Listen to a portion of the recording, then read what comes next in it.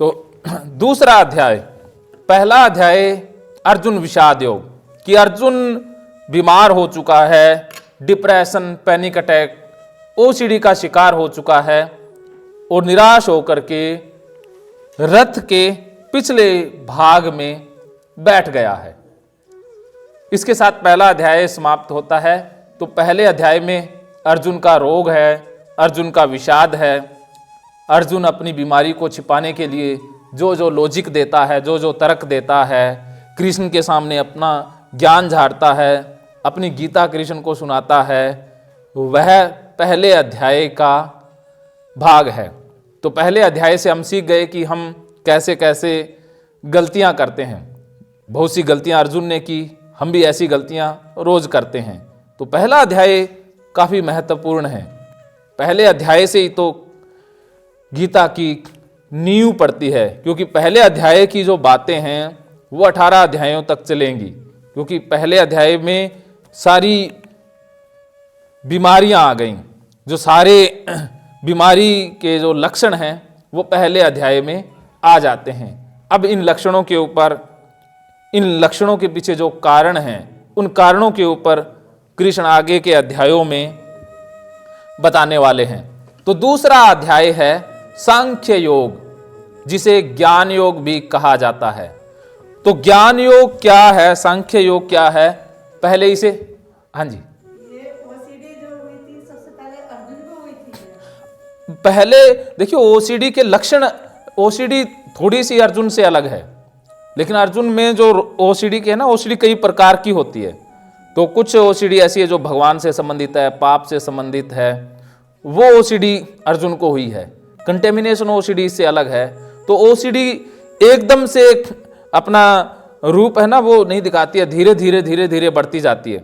लेकिन अर्जुन के अंदर एंजाइटी आ गई है, पैनिक अटैक, डिप्रेशन, वो सारे लक्षण एकदम है, एंजाइटी के पूरे लक्षण हैं।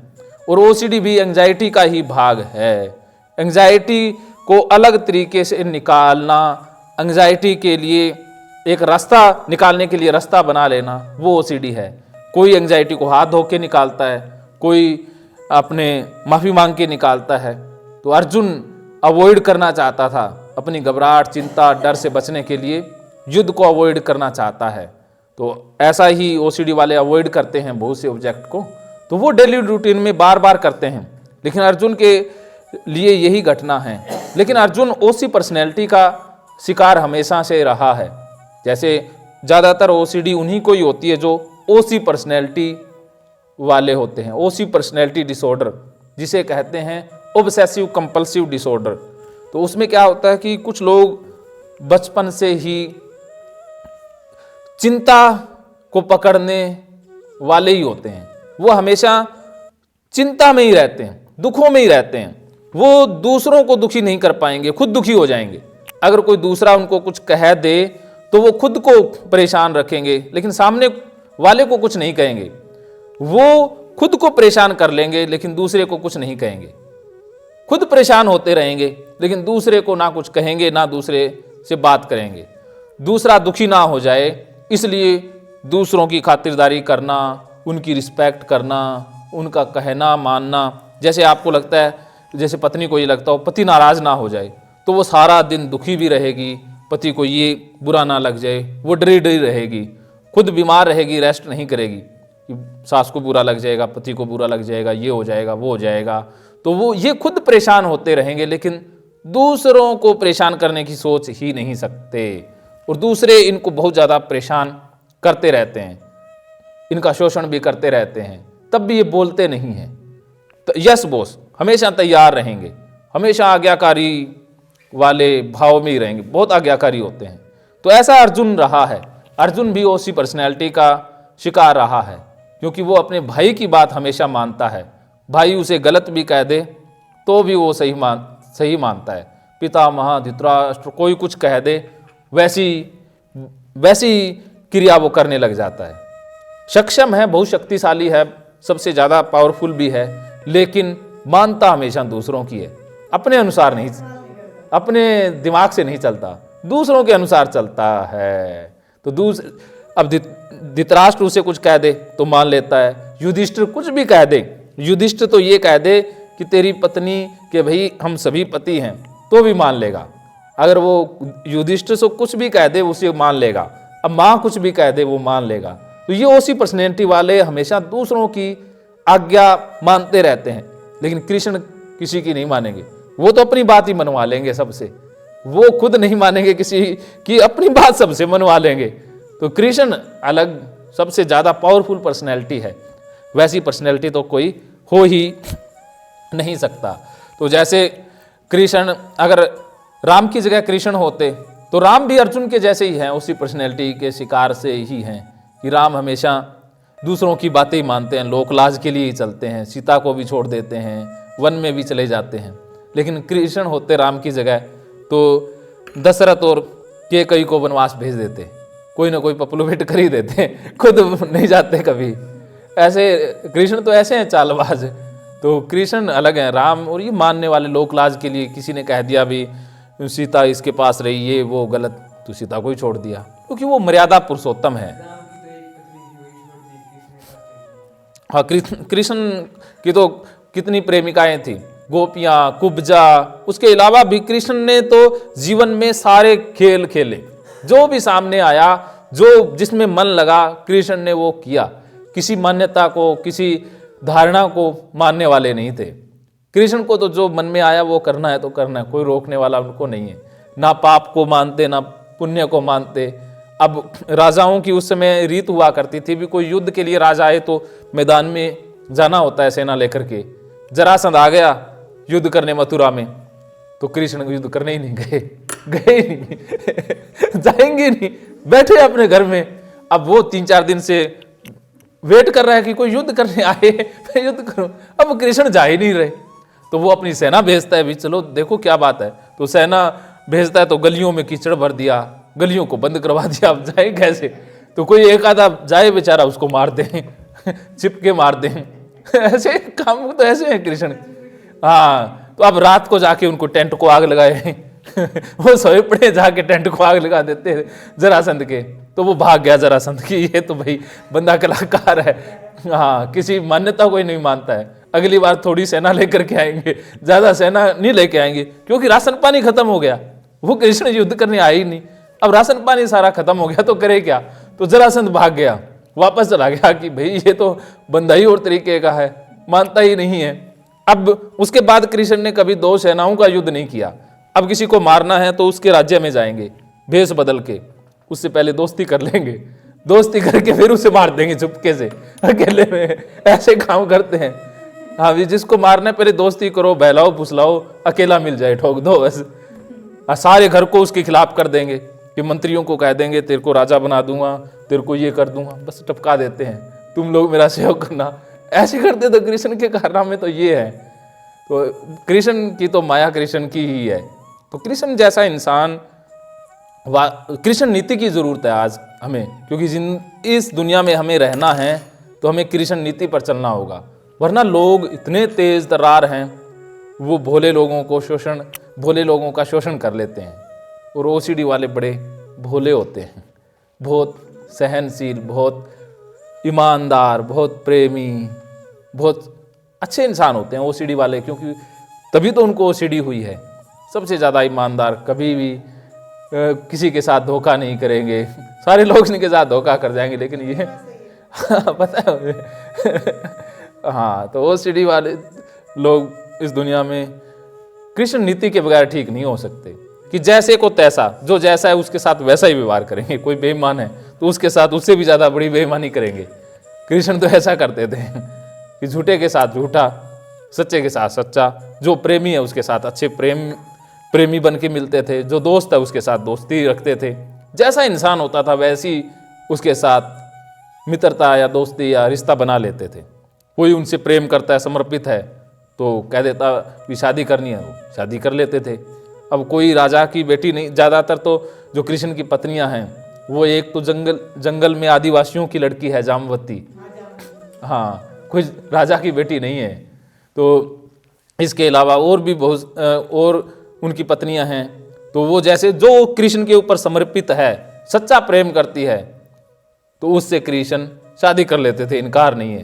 तो अब बाद में बूढ़े हो गए तो शादी के लिए उतना साहस नहीं बचा तो नहीं की, नहीं तो और चल जाती, क्योंकि 28 साल के बाद तो शादी होनी स्टार्ट हुई थी। तो लास्ट में जो एक उनकी पत्नी थी कालिंदी, वो एक सन्यासिनी थी जो कि अच्छी लड़की थी, रोज सन्यास के चक्कर में फंस गई कि मैंने तो सन्यासी बनना है। तो कृष्ण कहते हैं इसको सन्यास नहीं, इसको तो संसार में लेके आते हैं, तो इसे फल खिलाएं, फिर धीरे धीरे दोस्ती करके वो उसको कहा भी इससे तो ऐसे नहीं छुटा सकते, कहते तेरे से शादी करूँगा। तो शादी कर ली, तो उसको वो उनकी पत्नी बना के ले आए। कृष्ण जब भी मथुरा से बाहर जाते थे एक शादी करके लौटते थे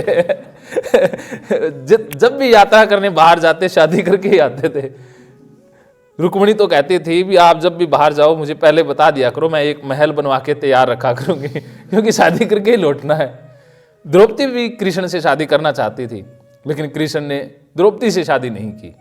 इसके पीछे भी कारण था, क्योंकि द्रौपदी की एक ही मांग थी कि मुझसे जो शादी करेगा वो द्रोण और अर्जुन को युद्ध में हरा करके मेरे पिता के सामने लेकर के आएगा। अब कृष्ण युद्ध करने के पक्ष में नहीं थे, तो कृष्ण ने चक्री चला करके दोस्ती करके द्रौपदी से और स्वयंवर की चक्री चलाई कि स्वयंवर रखते हैं जिसमें तीरंदाज होगा, ये होगा, वो होगा। भी अर्जुन तो मारा ही जा चुका है लाक्षागृह में, कोई ऐसा बंदा आप ढूंढेंगे जो द्रोण को हराएगा। तीरंदाज तो चाहिए ना, कि मैं तीरंदाज हूँ नहीं, तो फिर तीरंदाज पकड़ते हैं ना।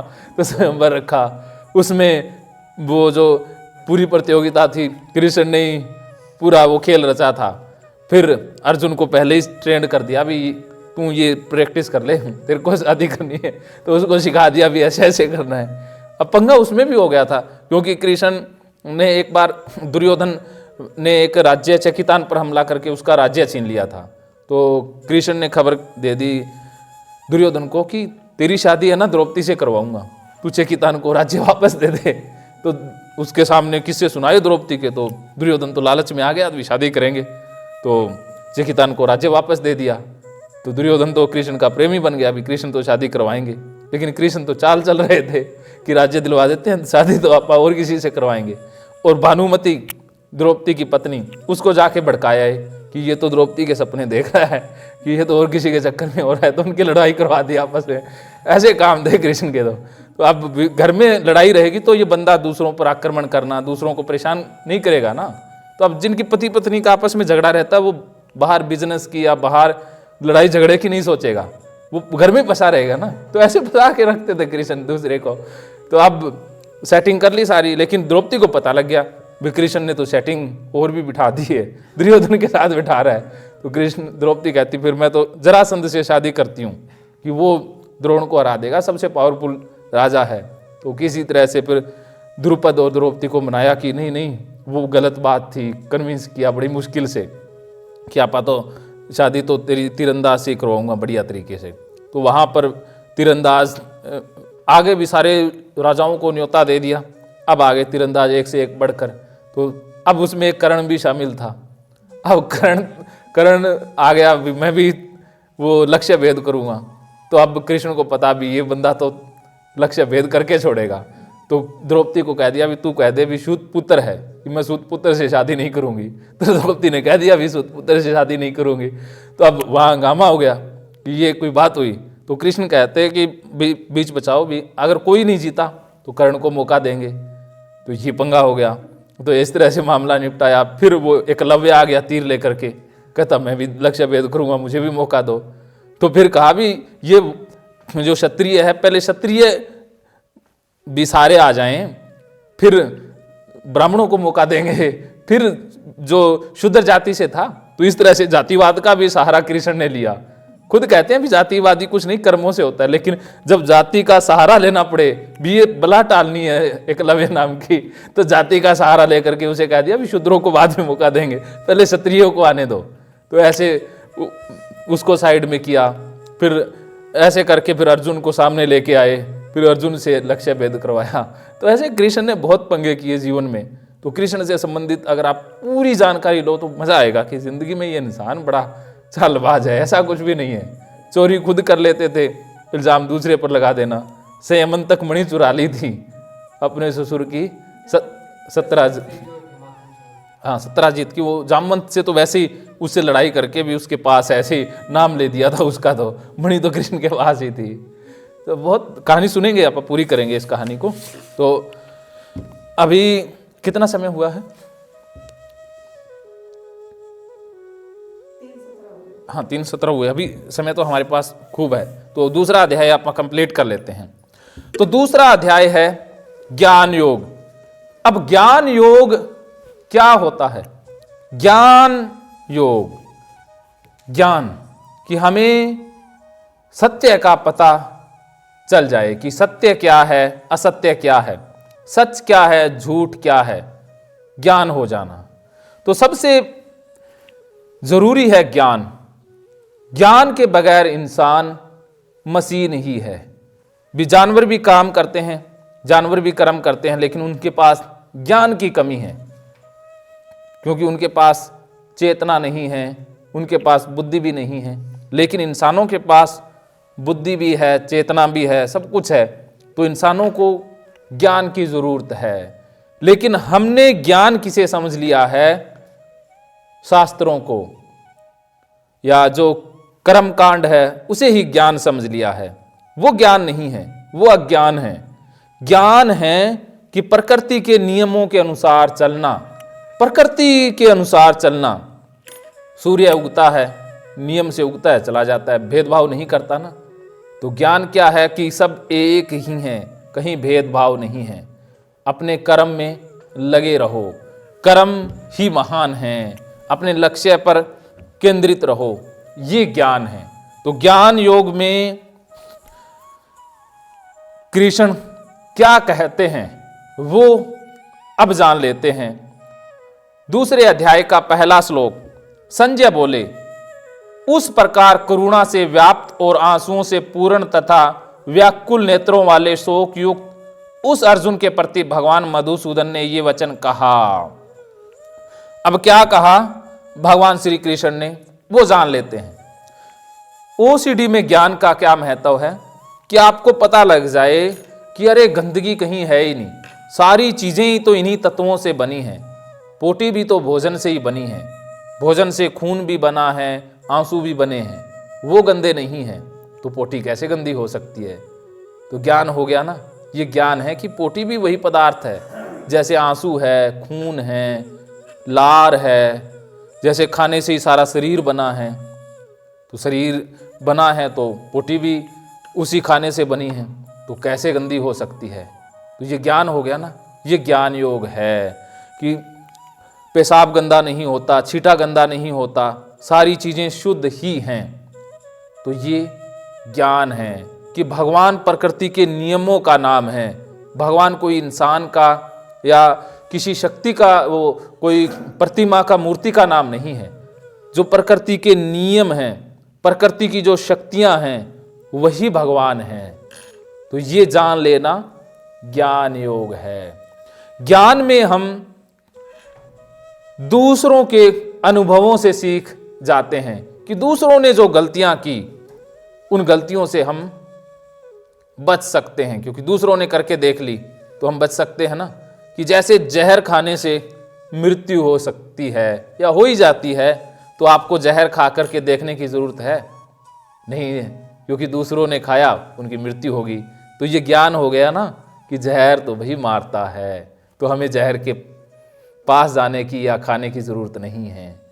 लेकिन अगर हम कहें कि ना, दूसरे तो मर जाते होंगे, हम तो नहीं मरेंगे, हम भी खा के देखेंगे, तो हम अनुभव करने के लिए बचेंगे ही नहीं ना। तो इसी प्रकार कि भाई दूसरे लोग हाथ नहीं धोते, दूसरे लोग हमारी तरह डरते नहीं हैं, भागते नहीं हैं, तो हम क्यों भाग रहे हैं? कहीं ना कहीं हमारे अंदर जो कचरा है वही भगा रहा है। तो हमें भागने की जरूरत नहीं है, हमें भी सामान्य जीवन जीना है। तो ये ज्ञान हो गया ना, ये ज्ञान है। तो यही ज्ञान है कि हम अपने कर्म पर लग जाएं, कर्म अपना नियमानुसार, प्रकृति के नियमानुसार करने लग जाएं, यही ज्ञान योग है। तो अब भगवान श्री कृष्ण क्या कहते हैं? श्री भगवान बोले, हे अर्जुन, तुझे इस असमय में यह मोह किस हेतु प्राप्त हुआ है? क्योंकि न तो यह श्रेष्ठ पुरुषों द्वारा आश्रित है और न स्वर्ग देने वाला है और न ही कृति को देने वाला है। अब भगवान श्री कृष्ण ने एक श्लोक बोला है कि अर्जुन तुझे असमय में ये मोह किस हेतु प्राप्त हुआ है, और यह मोह तो तुझे न तो कोई स्वर्ग देने वाला है, और यह मोह न तो श्रेष्ठ पुरुषों द्वारा आश्रित है, न कृति देने वाला है। तो अर्जुन ने जितना शास्त्रों का ज्ञान झाड़ा था, उस ज्ञान को दरकिनार कर दिया श्री कृष्ण के एक ही श्लोक ने, कि वो व्यर्थ ही ज्ञान था, उस ज्ञान की वैल्यू ही नहीं है। कृष्ण ने साफ कह दिया है कि असम्य में ये मोह किस हेतु प्राप्त हुआ है, कि ये तो बातें असम्यक है। ऐसा नहीं है कि पाप पुण्य की बातें करना बेकार है, लेकिन ये वक्त नहीं है, इसलिए ये व्यर्थ है। तो जैसे कहते हैं ना कि समय के अनुसार चीजें अच्छी लगती हैं, जैसे शादी में ढोल अच्छे लगते हैं, वो समय है, लेकिन अगर आप किसी के मातम पर ढोल बजाओ तो वो असम्यक हो गया ना। ढोल बजाना बुरा नहीं है, लेकिन समय कौन सा है। तो समय कि मोह बुरा नहीं है, लेकिन मोह का ये समय नहीं है। ये बातें करना, ये ज्ञान झाड़ना, ये असम्यक है, इसकी अभी जरूरत नहीं है। तो अर्जुन ने जितना भी ज्ञान झाड़ा था वो व्यर्थ हो गया, क्योंकि वो समय ही नहीं है। तो इस प्रकार अच्छी से अच्छी बात का महत्व भी बेसमय कहने से जाया हो जाता है। अगर सही बात भी गलत समय पर कह देंगे तो वो बात भी गलत हो जाएगी, और गलत समय पर सही बात भी सही नहीं होती। तो सही समय पर सही बात ठीक है, यही कृष्ण कह रहे हैं। तो बताइए, हाथ धोना या गंदगी के बारे में सोचना ये कोई समय है? जब आप घर में बैठे हो, कुछ भी कर रहे हो, तो उस समय गंदगी के बारे में सोचने की जरूरत ही नहीं है। लेकिन हम तो असमय में ही सोचते रहते हैं। भी जब भगवान के पास हैं, भगवान की आरती कर रहे हैं, वो ठीक है, उस समय तक ठीक है। उसके बाद काम पे लगे हुए हैं, जब काम की बातें हों तो बातें या मन में विचार या भाव समय के अनुसार आए। शादी में उदास होने का कोई समय नहीं होता। शादी में तो नाचने का, खुशी मनाने का ही वक्त होता है। लेकिन शादी में ही कि अरे अरे आज तो शादी है, कल को मातम भी होगा, इन बातों का कोई महत्व है? तो ये असम्यक हो जाती है। जैसे दूल्हा शादी में चला जाए और कहे कि शादी जिन्होंने की वो फंसते हैं, मुझे सन्यासी बनना चाहिए, शादी का कोई फायदा नहीं है। तो कृष्ण कहेंगे अरे ये असम्यक बातें हैं, ये तो शादी करने के बाद की बातें होती हैं, शादी का फायदा नहीं है, तू पहले ही लगा बैठा है। तो यही कृष्ण कह रहे हैं कि असम्यक बातें हैं, असमय में मोह पकड़ा है। तो हमारी ओसीडी भी तो असमय में ही आती है, समय है नहीं हाथ धोने का। या आपने मान लीजिए कि आपने पोटी की, हाथ धो लिए, वो समय है, लेकिन हमने कुछ किया ही नहीं और सोच लिया मन में कि ये ख्याल आ गए, उस समय हम हाथ धो रहे हैं, तो वह असम्यक हो गया, उसकी जरूरत नहीं है। इस समय अनुसार तो सभी कहते हैं, करते हैं। आपका पैर नाली में गिर भी गया तो उस समय धोना, साबुन से धोना सही है, लेकिन गिरा ही नहीं, पास से निकले, लेकिन कर रहे हैं तो वो असम्यक हो गया, गलत समय में। तो ओसीडी हमेशा गलत समय पर ही आती है, गलत समय में गलत काम करवाती है। तो यही बात भगवान श्री कृष्ण इस श्लोक में कह रहे हैं। इसलिए हे अर्जुन, नपुंसकता को मत प्राप्त हो, तुझमें यह उचित नहीं जान पड़ती। हे परम तप, हृदय की तुच्छ दुर्बलता को त्याग कर युद्ध के लिए खड़ा हो जा। कृष्ण ने गीता बंद कर दी। कृष्ण ने कह दिया भी ये तो नपुंसकता है, असम्यक मोह है, और तुझमें ये दुर्बलता उचित नहीं जान पड़ती, इसलिए तू युद्ध के लिए खड़ा हो जा। कृष्ण गीता बंद कर चुके हैं कि युद्ध के लिए खड़ा हो जा। अगर अर्जुन खड़ा हो जाता तो गीता आगे बढ़ती नहीं बढ़ती। लेकिन ओसीडी वाले भी इतनी बात से कहाँ मानते हैं कि भाई ये असम्यक मोह है, गंदगी नहीं होती, हाथ गंदे ही नहीं होते। आप कहाँ मानने वाले हो? तो हम अर्जुन भी नहीं माना ना, तो गीता लंबी चली, तो इसीलिए ओसीडी का इलाज लंबा चलता है। तो कृष्ण ने शॉक ट्रीटमेंट दे दिया है, जोर से झटका दे दिया है। कई बार जैसे बच्चा स्कूल नहीं जाता तो जोर का झटका देते हैं ना कि अरे स्कूल नहीं जाएगा तो फेल हो जाएगा, ये हो जाएगा, वो हो जाएगा, चल स्कूल चल, तू तो बहुत होशियार बच्चा और स्कूल नहीं जा रहा, ये कोई बात हुई? तो जोर से झटका दे देते हैं ना गुस्से में। तो ऐसा ही शॉक ट्रीटमेंट कृष्ण अर्जुन को दे रहे हैं।